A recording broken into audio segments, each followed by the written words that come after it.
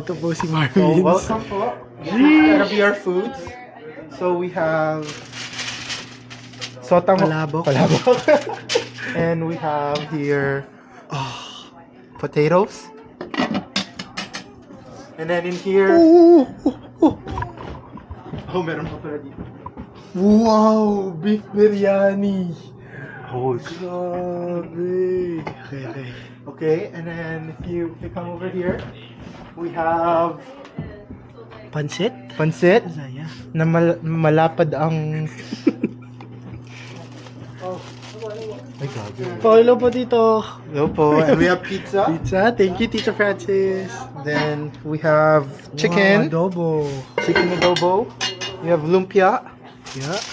We have Sisig. Oh shoot, that sisig looks fire. Siomay. Okoy, I think. Okoy. Yeah. Sinigang. Yeah. And then Kansi. yeah.